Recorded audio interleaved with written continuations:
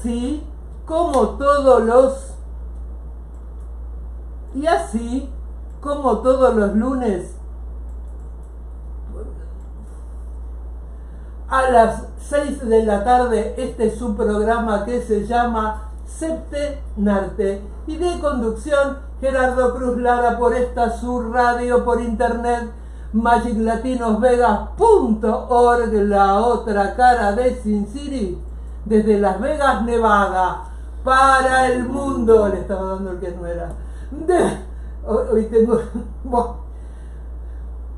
el programa de hoy va a ser un programa muy especial porque va a ser, sé que es tu homenaje a este fenómeno que fue nuestro homenaje a Robert Redford.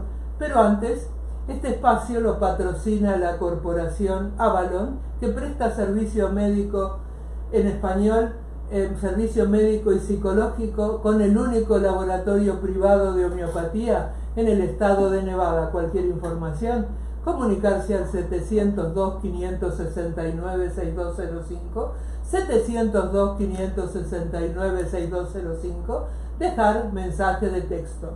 Y los vamos a invitar al Poder del X39, seminario web de Zoom, todos los domingos a las 5:30 p.m. hora del Pacífico. Descubre cómo la tecnología puede restaurar tu vitalidad y bienestar y mejorar tu calidad de vida naturalmente. LifeWeb invirtió 10 años en una tecnología de vanguardia respaldada por la investigación de células madres que ha resultado en más de 70 patentes. Para participar en el seminario web, que es totalmente gratuito, vaya a juliegluckszoom.com, código 123, o marque el 301-642-8689. Acá está. Y acá está.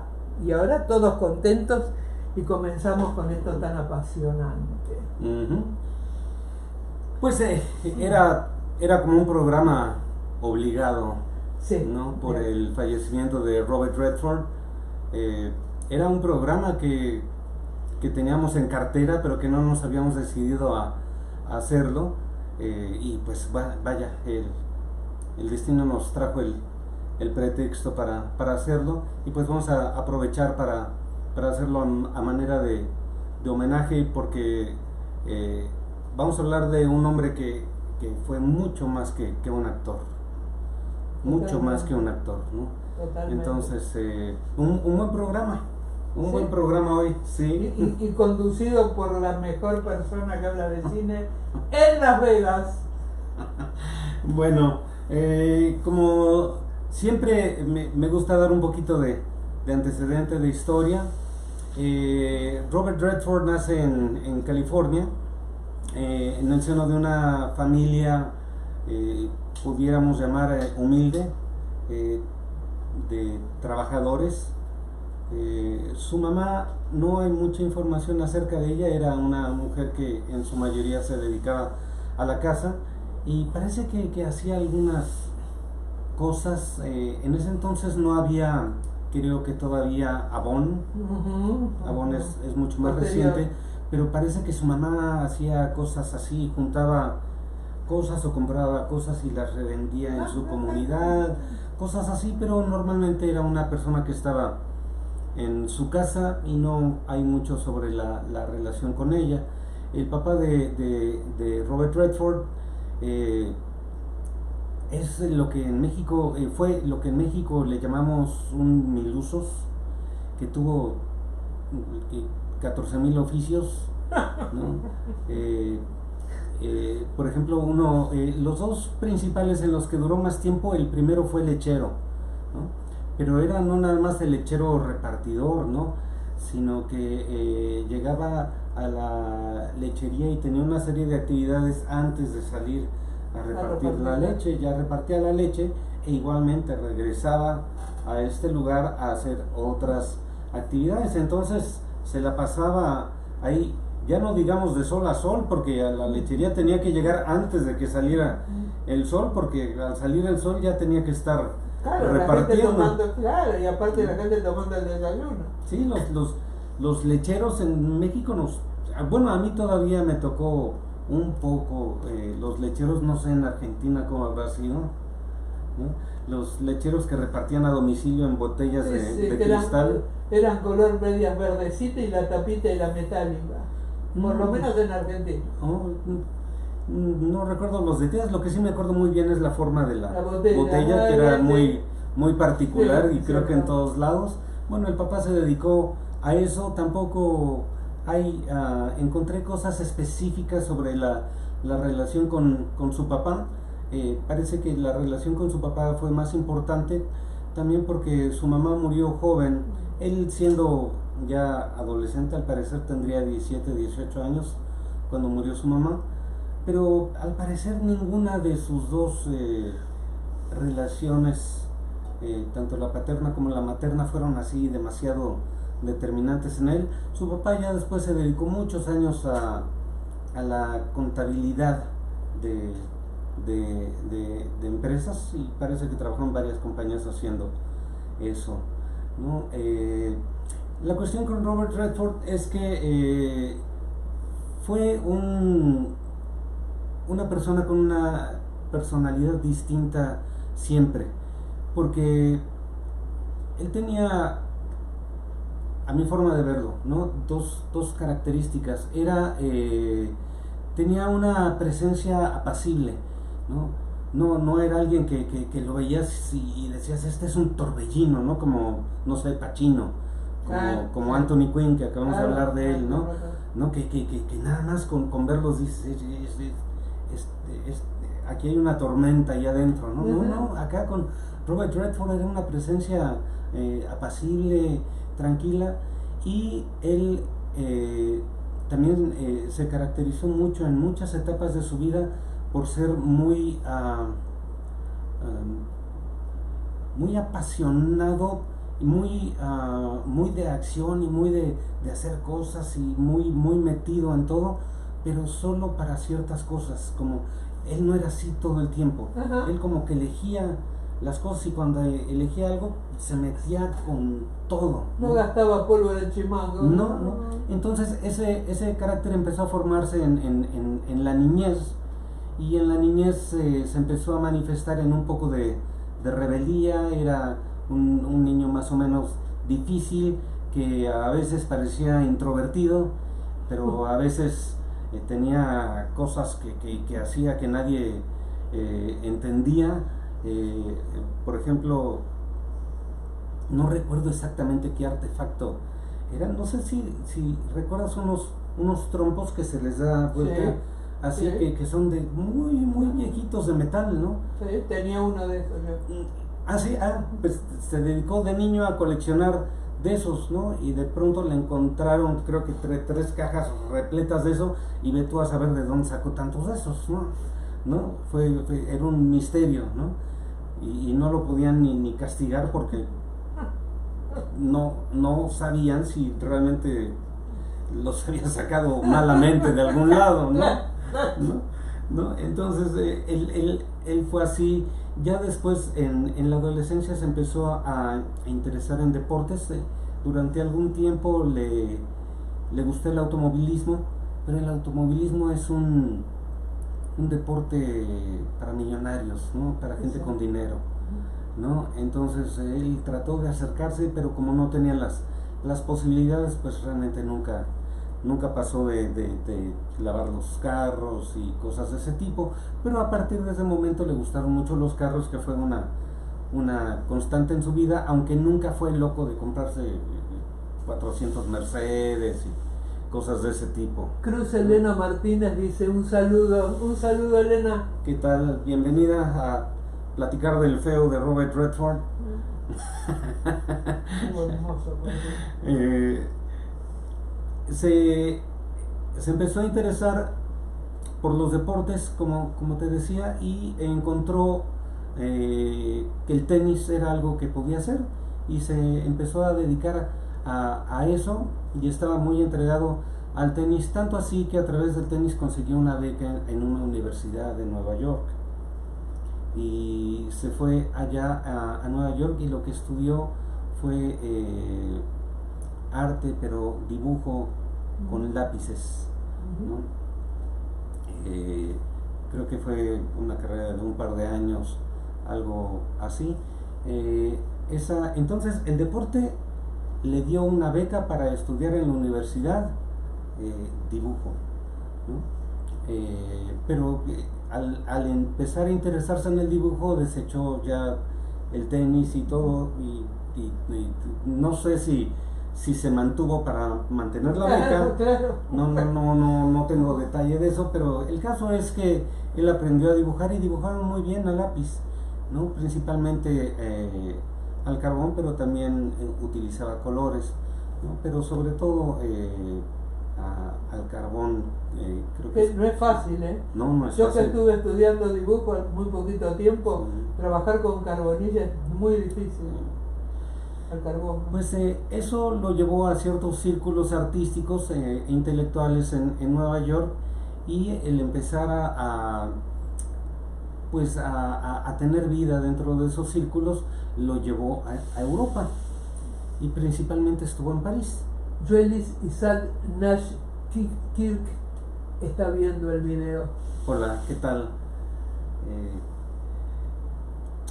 En París, que todavía seguía siendo como, todavía tenía reminiscencias de haber sido el centro artístico mundial. Estamos hablando de los finales de los 50, claro. 60.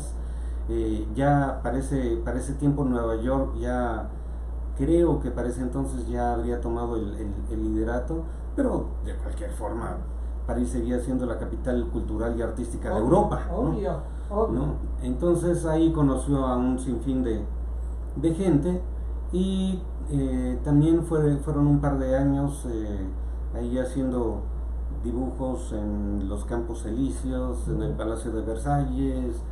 Lo que hacen todos los artistas de la calle que se ganan un exactamente, ahí afuera él estaba haciendo justamente eso. Ahí conoció a un muchacho,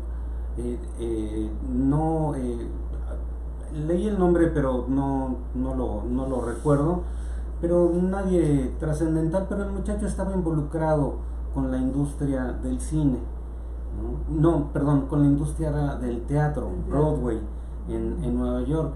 Entonces le dijo: oye, tú tienes mucha habilidad para pintar, y me salió algo para diseñar un escenario para una obra de teatro en Broadway, ¿no te interesa? Pues sí, vamos. Y se regresan a Nueva York, y él empezó a entrar al mundo del arte escénico, justamente así, a través de diseñar escenografías para obras de teatro. Creo que solamente lo hizo para 2.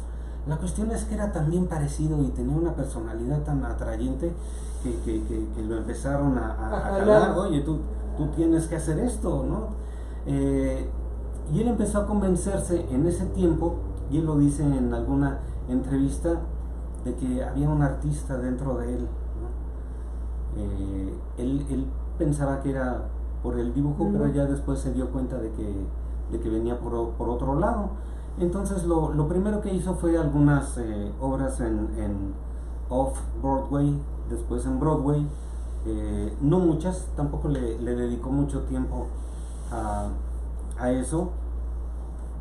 Y pues como te fijas que su vida fue tomar una cosa, y esa cosa lo llevó a otra, y esa a otra, y esa a otra. Entonces así el teatro pues lo empezó a llevar al cine. Lo que pasa es que el teatro tiene muchos años de ser así aquí en Estados Unidos, ¿no? El teatro, la base es Nueva York, y el cine, la base es Los Ángeles, ¿no?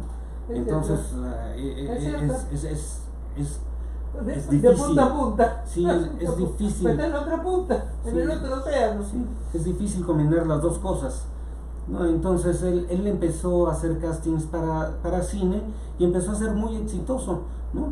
Pues me imagino que por el aspecto físico, ¿no? Era un tipo muy atractivo, pero con esa personalidad tranquila, reposada. No James Dean. No. James Dean también era un remolino de pasiones que nada más con verle la mirada se le notaba. No, Robert Redford no era eso. Robert Redford era otra cosa, ¿no? Aparte, bueno,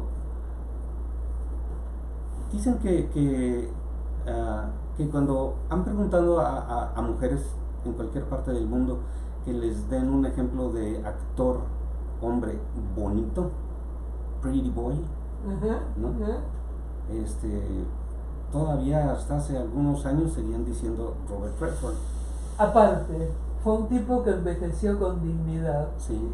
Y no se tocó la cara ni se hizo cirugía. Lo único que hizo fue teñirse el pelo por las canas, pero siempre se mantuvo auténticamente él. Sí.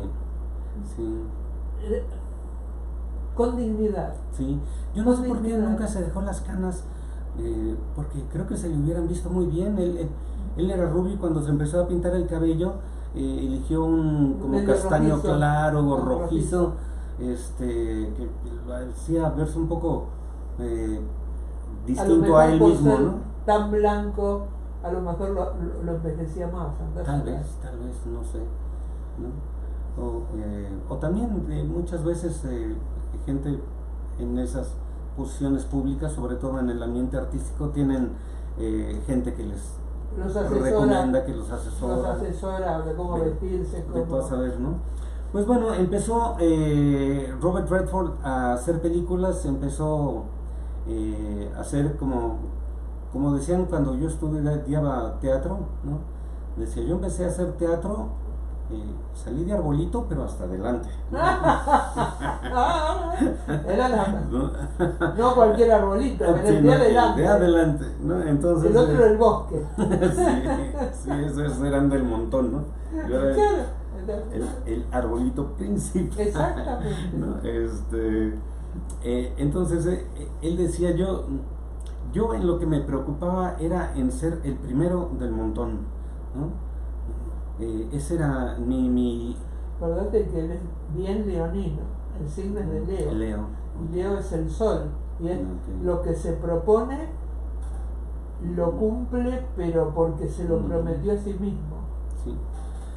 Pues a él le pareció algo similar. No se está viendo Coco que dice hola Coco, te prendiste, hola. Te prendiste. Querida Coco. Gracias, acá te extrañamos, mamá. Un beso. En esta etapa le pasó algo similar a lo que le pasó a Anthony Quinn, no por tanto tiempo como a Quinn, de que lo tenían en puros papeles chiquitos y no lo sacaban de ahí y él ya estaba algo fastidiado de estar de segundón, pero Robert Redford sí tuvo, aunque eran papeles segundones, eran cada vez papeles segundones un poco mejores que el anterior, hasta que llegó el momento definitorio de su carrera y lo que lo hizo ya parte del Olimpo de los dioses actores y actrices de Hollywood, que fue su participación en Billy the Kid and the Sundance Kid. Quedó, sí. ¿Cómo se llamó en español? Se llamó igual la película, Billy y Sundance Kid, Sundance Kid era el personaje de él, ¿no? Butch Cassidy. Butch Cassidy era Butch Cassidy en The Sundance Kid. Aquí fue algo que le cambió la vida de muchas formas, ¿no? Porque entró a la elite ya de Hollywood con el gran personaje que a uno hizo. De sus mejores amigos. Esa es la otra parte, ¿no? De hecho, Paul Newman y él no se conocían. Coco nos hace un corazoncito. Gracias. Él y Paul Newman no se conocían. Para ese entonces Paul Newman ya era una estrella de Hollywood muy reconocida. Entonces estaban batallando los productores para encontrar a el otro, porque ya tenían a Paul Newman muy fijo, ¿no? Y pensaron, por ejemplo, en Brando, pero Brando no aceptó. Charlton Heston tampoco lo daba, y así fueron probando, descartando algunos que no aceptaban o que tenían compromisos. El caso es que se les dificultaba.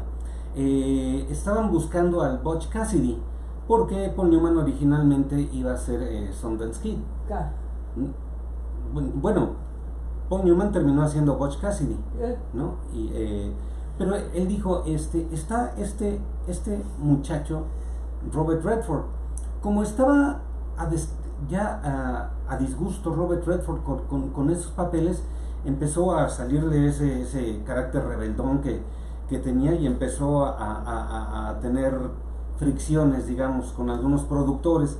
Entonces los productores de esta película decían, no, deja a Redford en paz, porque ese es muy problemático, ¿no? Además no es conocido, ¿no? Entonces, sin conocerlo, Paul Newman dijo, es que yo estoy convencido de que él es el bueno, ¿no? Entonces, me quieren a mí, yo lo quiero a él. Tuvo buen ojo, ¿eh?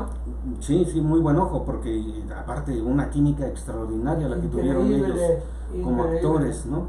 Pero van y hablan con Redford y les dice, sí, claro, me interesa muchísimo, pero le hablaron todo el tiempo de hacer Butch Cassidy, y dice, pero Butch Cassidy no, yo quiero el otro personaje, el de Sundance.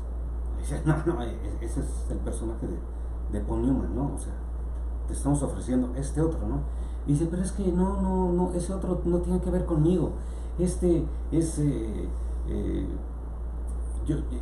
se identifica conmigo en esa rebeldía, pero también en ciertas inseguridades, y me siento más afín. Sí, hicieron el cambio. Entonces fueron a platicarle a Paul Newman y le dijeron, ¿sabes qué? No, ya lo intentamos y el otro está terco en hacer el otro. Y dice, pues lo hacemos, ¿no? Dice, la verdad, creo que a mí me gusta más Butch Cassidy, ¿no? Y entonces así fue que se conocieron, lo hicieron, y fue un éxito espectacular. Y después, cuando volvieron a trabajar juntos, otro éxito inclusive mayor todavía, ¿no? Pero aquí se fraguó no solamente hicieron 2 películas nada más, pero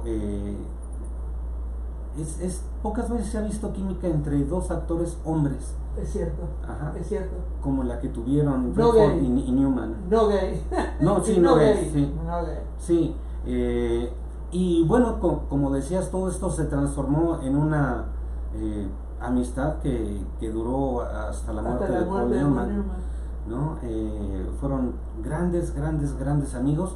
Y hay una anécdota que a mí me gusta mucho, que habla mucho del tipo de personas que eran y del tipo de amistad que tenían.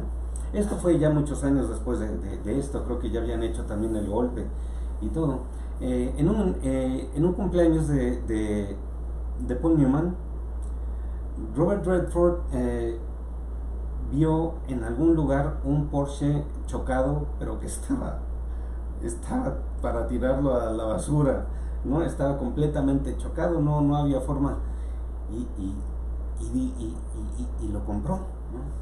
Entonces lo que pidió fue que el coche pues le quitaran las partes que estaban por caerse y todo eso, que le dieran una especie como de limpieza, pero no arreglaron absolutamente nada. Era un carro que se había volteado y estaba en pésimas condiciones, no tenía ya ni motor, nada. ¿no? Entonces mandó que hicieran un moño gigante y que se lo pusieran arriba, y lo pusieron así como si fuera un regalo, y fueron a ponerlo en la entrada de la casa, donde en esta parte donde en casas grandes, exacto, y ahí se lo pusieron a Paul Newman el día de su cumpleaños, ¿no? Entonces, ¿qué es esto, no? Que no, pues es tu regalo, felicidades, espero que te guste, ¿no? Pero pues fue con toda la mala fe de hacerle un regalo inservible y ponerlo a batallar, ¿no? ¿Sí? Entonces lo que hizo Paul Newman dijo, ok, sí, ya me lo quedo, y se quedó con el carro. Entonces contrató una compañía, esas que hacen, que los comprimen, sí, ¿no? sí, sí. Entonces lo hizo comprimió un un cuadrado así, un bloque, que se lo mandó a Robert Redford el día de su cumpleaños. También con un moño igual con el que se le había dado, pero se veía que era el carro, ¿no? Estaba comprimido, pero se veía que era el carro. Entonces lo fueron y lo metieron a una caja, ¿no? Entonces estaba la caja enorme, y esa sí la metieron a la caja a la casa de Robert Redford, y llega y no podía mover la caja, estaba pesadísima. La abre y se da cuenta que es el carro. Se muere de la risa, ¿no? Y Paul Newman para ese entonces hizo una entrevista y decía, sí, pasó esto, y le gané, ¿no? Pero no contaba con la astucia de Robert Redford. Ahora sí me olvidé de perdón. Sí, sí. Robert Redford, para el siguiente cumpleaños de Paul Newman, se consiguió a un escultor especialista en metales para que de eso hiciera una escultura horrorosa, y fue y se la plantó en el jardín a Paul Newman, y ya Paul Newman ya la conservó. Porque si se le llegaba a devolver, no sé qué iba a recibir. Pues sí, ya. Pero qué tipo de humor particular, ¿eh? Sí, y que habla mucho de ellos y de la relación que tenían, y creo que una relación de ese tipo se da poco en Hollywood, ¿no? Es que en Hollywood no hay mucha amistad duradera, sí, por la competencia que hay, sí, entre los actores. El que es así, que le gusta hacer bromas de ese tipo, es George Clooney. Sí, también. Me estoy acordando de alguna. Bueno, llegamos a la mitad del programa, y los estrenos. Tengo uno solo, y no es porque no hayan más, sino porque es el estreno de estrenos. A ver. Esta película se llama One Battle After Another, una batalla después de la otra, ¿no? Una batalla tras otra. Se ha presentado en varios festivales. Creo que en el primero que se presentó fue en Cannes, no estoy muy seguro, pero la crítica, las audiencias y en todos los... Porque hay festivales que son para exhibirse, y en la temporada de festivales hay otros en los que a pesar de que ya se exhibieron por primera vez, entran, como todavía no están proyectándose al público en general, aprovechan festivales para promover, hacer presentación, invitar a director, actores y todo eso. José Guerrero. Ah, Pepe, ¿qué tal? ¿Cómo ¿Volviste, estás? Pepe? Bienvenido. Pepe, volviste. Tanto Bienvenido tiempo. Nuevamente, Pepe. Gusto en tenerte por aquí otra vez, Pepe. Esta película es con Leonardo DiCaprio, con Benicio del Toro, Regina Hall, no sé, la identificas, es una gran actriz, y una muchacha que no identifico mucho, que es una actriz negra más joven, que se ha llevado más aplausos que DiCaprio y que del Toro en todas las exhibiciones. No ha habido festival en el que se haya presentado esta película y que no digan que dicen, no me importa lo que falta en estrenarse en la segunda mitad del año, esta es la película del año, sin duda, ¿no? Entonces se estrena esta semana, y es de esas películas que hay que ir a ver, ¿no? El director... ¿El tema? ¿Sabes más o menos de qué trata? Más o menos.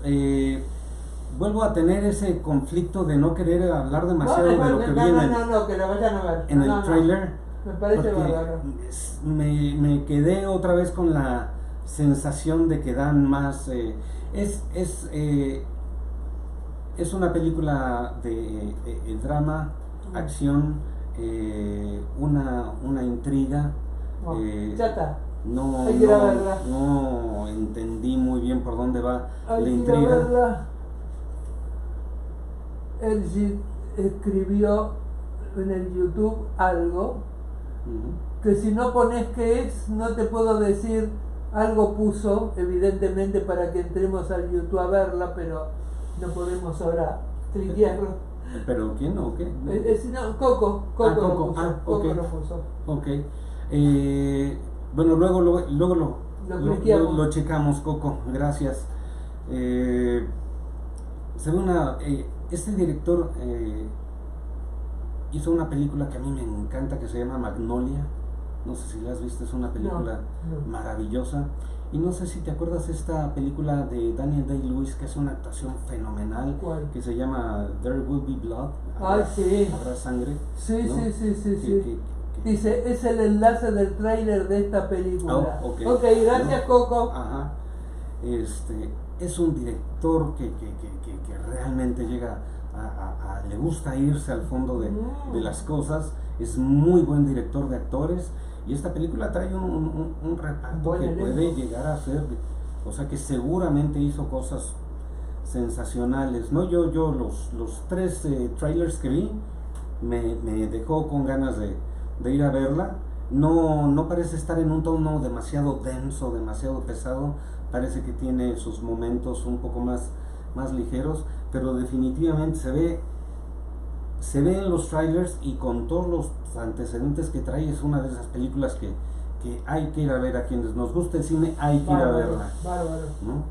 Entonces esa sería mi recomendación como estrenos. Tal vez Coco, como es una cinéfila inclusive más grande tal vez que nosotros, ya la habrá visto, si ya porque no estoy seguro si se estrena, si se estrenó la semana pasada o se estrena apenas esta semana, pero es un estreno de esta época, ¿no? Entonces, muy recomendable, One Battle After Another, DiCaprio, Benicio del Toro, Regina Hall, ¿no?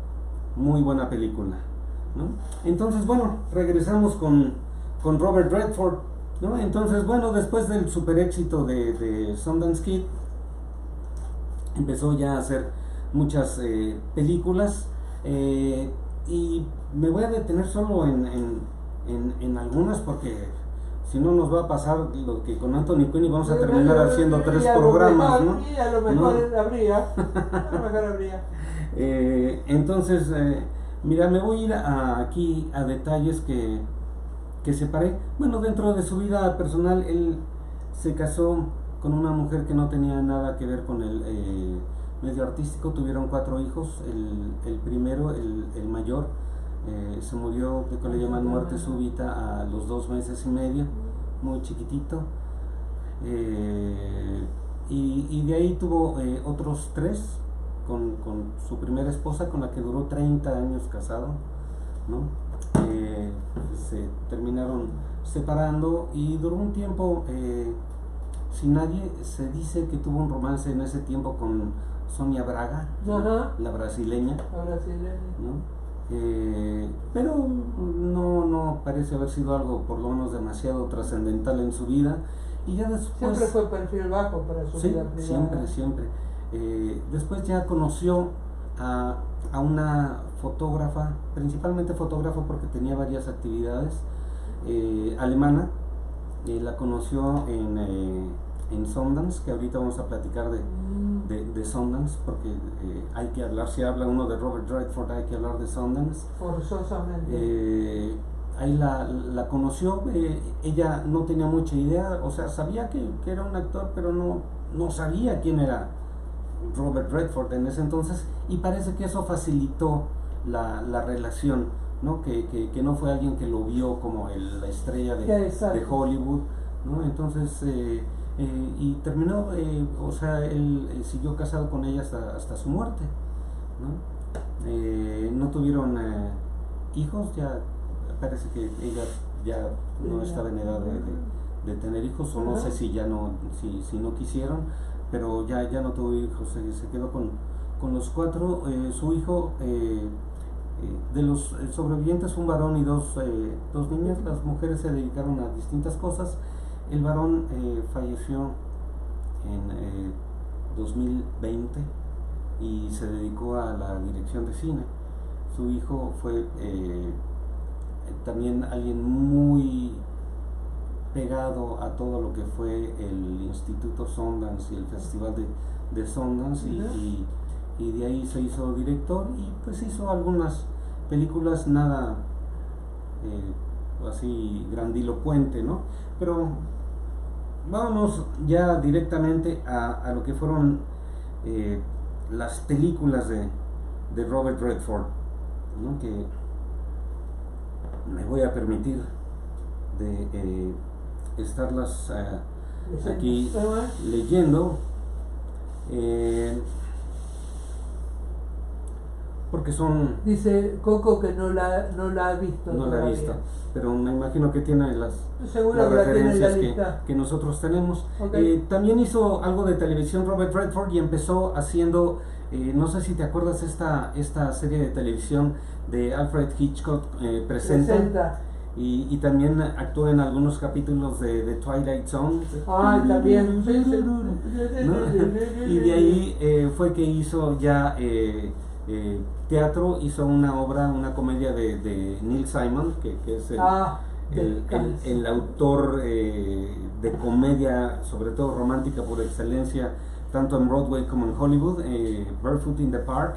Descalzos en el parque. Ajá, exactamente, con el Ashley. ¿La viste? Ok. Se hizo la película también. Esa fue anterior a Butch Cassidy y Sundance Kid. De hecho, al parecer ahí fue donde Paul Newman lo empezó a identificar, ¿no? con esta película. Ya después hizo algunas películas. Hay una que se llama Downhill Racer, Jeremiah Johnson, El Candidato, no sé si se acuerdan de esa. Hace un muy buen papel retratando a un político de estos sin escrúpulos y de lo peor. Después vino la segunda película ya con Paul Newman, y que fue un éxito todavía mayor que Butch Cassidy y Sundance Kid, el golpe, con Robert Shaw, ¿no? También otro inmenso actor. También, y la química de Redford Newman también en esta película fue sensacional, ¿no? Les insistieron mucho para hacer otras películas, pero o no quisieron, no se dieron las cosas, pero no. Ellos de hecho fueron vecinos algún tiempo, porque Robert Redford se cambió a donde vivía él antes de cambiarse ya por completo a donde fue su hogar por muchos años, que fue aquí en Utah, cerca de Salt Lake City. Es un lugar que se llama Provo,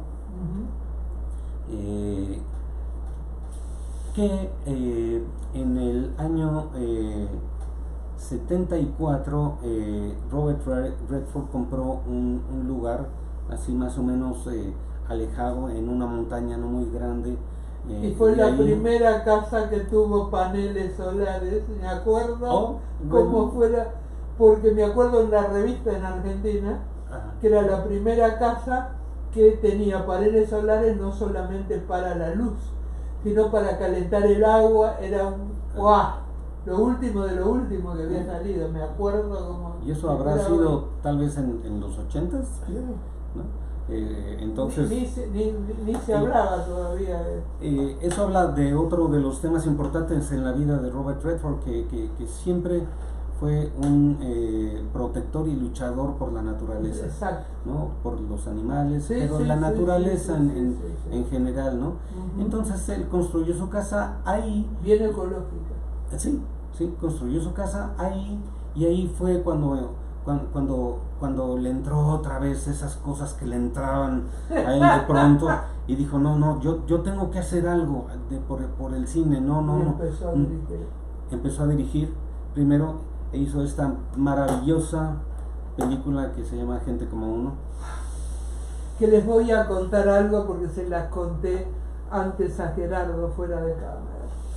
Cuando la fui a ver en cine, yo me recibí de psicóloga en noviembre del año 81. Saquen la cuenta la cantidad de años que estoy recibida de psicóloga. Fui al cine a verla. Me quedé fascinada con el actor o el personaje, mejor dicho, el personaje del terapeuta del adolescente de la película. Y dije, el día que yo me reciba, quiero ejercer mi profesión como ese hombre, aunque él era psiquiatra, ¿no? Por cómo lo saca el protagonista de su problemática, que no le vamos a contar para que la vean, Sí.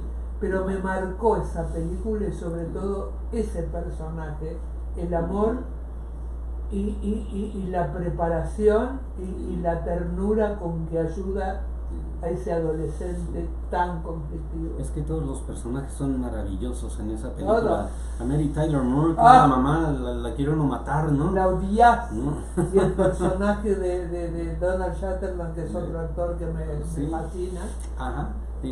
tan Donald- sufrido, tan Exacto. Donald Sutherland, que ha hecho de los tipos con más carácter, ha hecho personajes con muchísimo Sí, carácter. sí. Hizo este personaje que está tan alejado Oh. de esos otros personajes. Es cierto. Y el muchacho que es maravilloso también, que estoy seguro de que tuvo nominación al Oscar, no recuerdo en este ¿Sabes que no me momento si lo acuerdo, ganó. pero sé que la película ganó. La película fue la mejor película del año y Robert Redford ganó el premio al mejor director, el Oscar, Fíjate, con su primer película, ¿no? Muchos bueno, no sé si muchos, pero se decía en ese tiempo, y eso no es algo que yo haya leído, es algo que recuerdo de esa época, pues sí, es Hollywood premiándose a sí mismo, ¿no? El haberle dado el Oscar a Robert Redford. Pero después de ver la película se da uno cuenta de que no es una película... No le regalaron nada, es una película muy fuerte. Muy fuerte y con unos personajes perfectamente estructurados. Totalmente. Con un guión de primerísima, con actuaciones también de primer nivel. Y bueno, el tipo de películas que a mí me gustan, porque para mí me gustan las películas no tanto con una historia así, Ajá. pero con personajes que te dan algo, ¿no? Uh-huh. Con personajes con los que puedes entrar hacia ellos, ¿no? Que te los muestra el actor y el director y que te dan permiso de meterte en la piel de ese personaje, ¿no? A mí eso es lo que me gusta y esta película definitivamente es una de esas, ¿no? Entonces una ópera prima como director muy exitosa, y después hizo unas películas pero ninguna ni remotamente llegó a hacer lo que fue esta. Y bueno, voy a hablar rápidamente de algunas de sus películas más famosas. The Way We Were con Barbra Streisand, ¿no? Que en ese entonces la estrella principal era Barbra Streisand. Se estrenó la película y cambiaron los papeles, ¿no? El Gran Gatsby, ¿te acuerdas? ¿No? Una muy bonita película. Luego una muy intensa con otra gran actriz también con intensidades muy fuertes, Los 3 días del cóndor con Faye Dunaway, ¿no? Hermosa película. Sí. Favor. Y ella, Faye Dunaway, yo creo que es una actriz que no se ha valorado en todo lo que ella fue, pero era una actriz con unas capacidades histriónicas fabulosas, Faye Dunaway. Después otra película muy especial para él, otra vez con su cosa, ¿no? Empezó a ver lo que estaba pasando con Nixon y el caso del todos los Watergate. hombres del presidente. Bueno, Qué película. Él antes de que se escribiera, él y Dustin Hoffman, antes de que se escribiera el libro, porque la película sí viene del caso de Watergate y todo eso, pero la película se basa en un libro. Antes de que se hiciera el libro, cuando estaba dándose la investigación, él se puso en contacto con los dos periodistas y se puso en contacto principalmente, su contacto principal era justamente el que interpretó, que era un tipo medio hosco, era de ascendencia irlandesa, ¿no? Entonces también un poco bronco, ¿no? Y desconfiado, ¿no? Entonces dice que él que tardó meses en hacerse de la confianza de él, porque él en ese entonces no estaba pensando en hacer una película. El hacer la película se le ocurrió hasta que salió el libro, ¿no? Entonces al ver el libro fue que dimensionó que se podía hacer una película de eso. Él se empezó a interesar por los reporteros.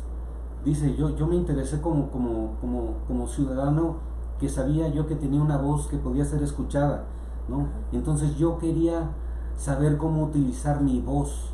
Por eso yo quería que ellos, que eran los que estaban en el remolino, yo quería apoyarlos, por un lado, y darles y yo tomar su voz y hacer eco con la mía, ¿no? Sale el libro, se le ocurre hacer la película, le pide permiso a estos dos. El que era su contacto, que fue el que finalmente hizo, le dijo que no, y el otro le dijo que sí.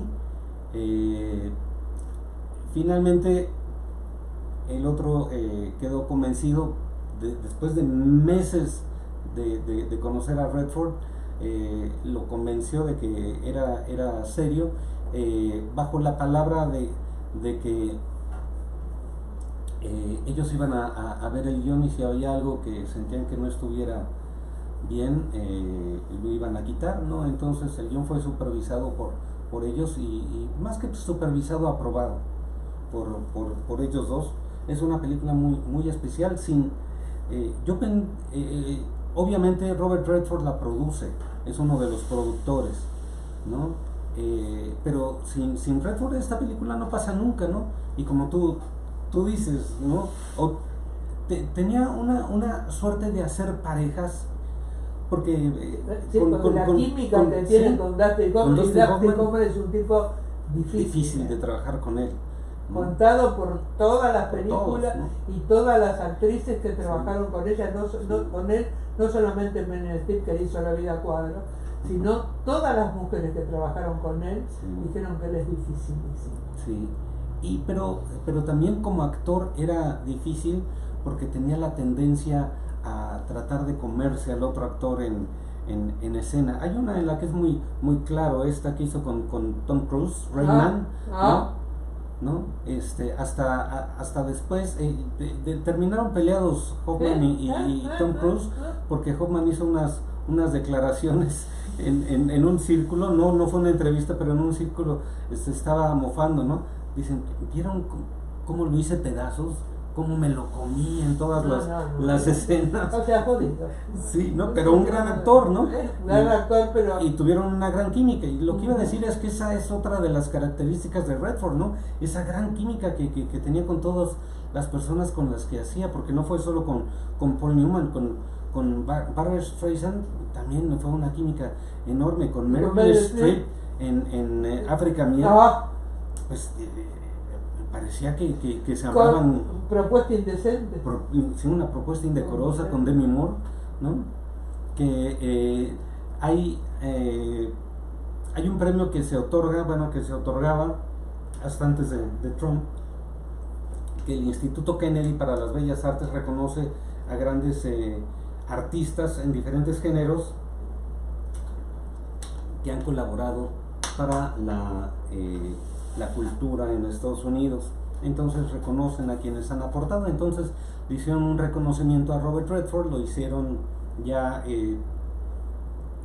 acreedor a el Kennedy Center Honors, para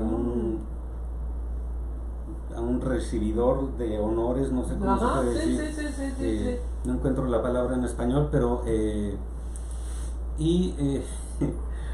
ahí Paul Newman le hizo un discurso muy pequeñito, pero también igual en el mismo tono de burla, de amistad, así, de ese tipo.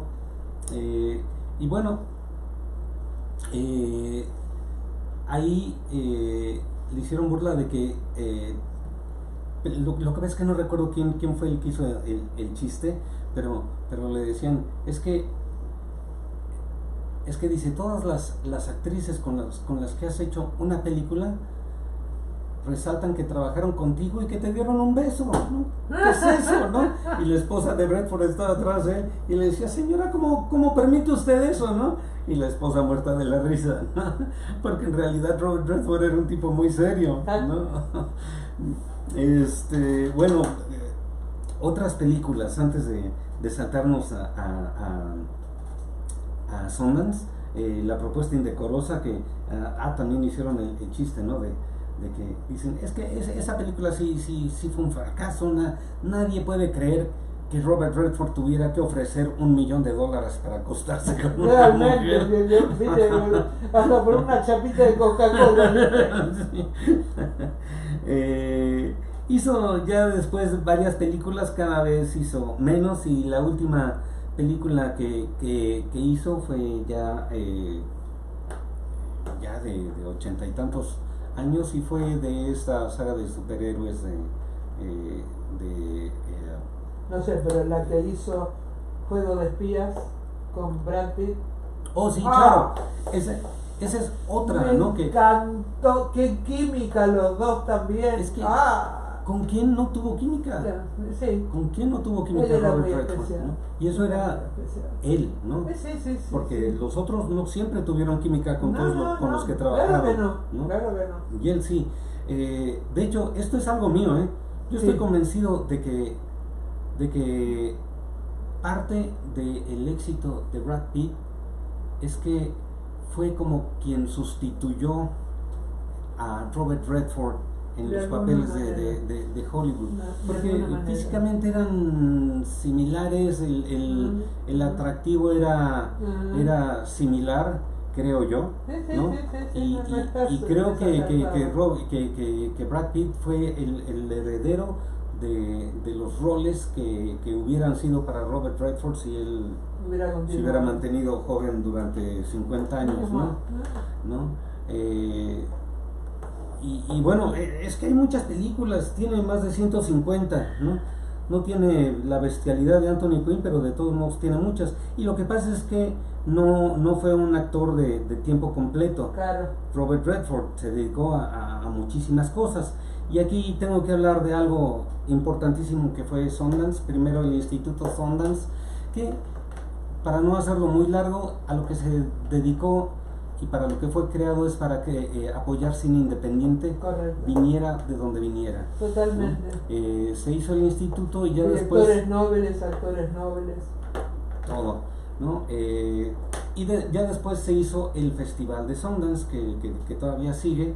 Ahí en esta misma locación donde él compró su casa, ahí construyó un resort y construyó toda una especie como de ciudad, que le dicen Ciudad Sundance, allá, que es donde se hace el festival y todo eso, ¿no? Fue creciendo poco a poco, ¿no? Pero su voluntad, cuando él decidía crear o meterse a fondo en algo, lo hacía y pasaba, ¿no? Y Sundance no es algo menor, es algo importantísimo. Déjame, te hablo un poquito de Sundance. Mira,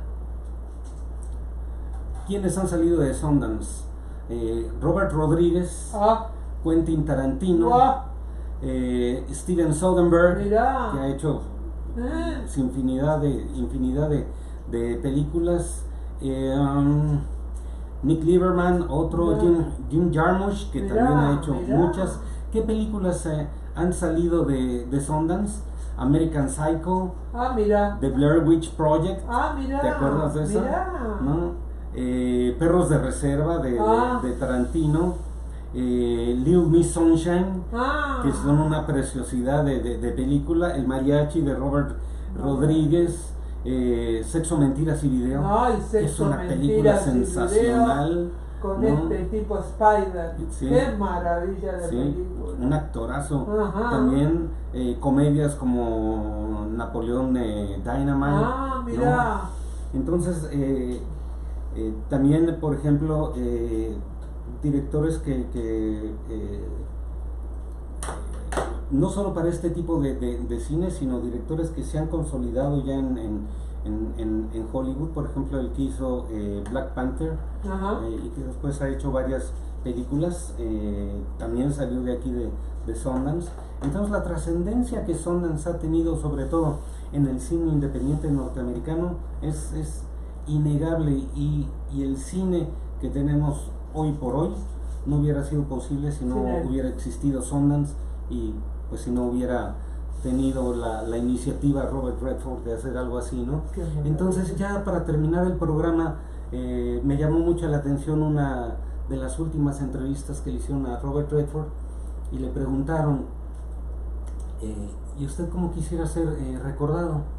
Y se puso a meditar un poco y dijo, yo quisiera ser recordado como artista, ¿no? Y suena como muy obvio, ¿no? Pero a mí esa respuesta me parece que es la de un hombre que sabía que había sido mucho más que un artista, que había hecho muchas cosas, ¿no? Entonces, de todas estas cosas que hice, o de todas estas cosas que fui, como quiero ser recordado es como artista, ¿no? Entonces creo que fue un hombre muy... un tipo que jamás alardeó, que no, jamás, nada. ¿viste? No, era un tipo reservado, Totalmente. muy cuidadoso de su vida privada, nunca se le conoció ningún escándalo, exacto, ¿no? exacto. Y fue trascendente en esta industria de muchísimas formas. Qué homenaje. Gracias, Gerardo, porque el programa, y sé que la gente te lo va a también reconocer como yo, que descanse en paz. Y creo que bueno, que Dios ahora estará mirando nuevas películas. Y así nos despedimos hasta el próximo lunes a las 6 de la tarde en este su programa que se llama Septenarte, y de conducción Gerardo Cruz Lara, por esta su radio por internet, magiclatinosvegas.org, la otra cara de Sin City, desde Las Vegas, Nevada, para el mundo.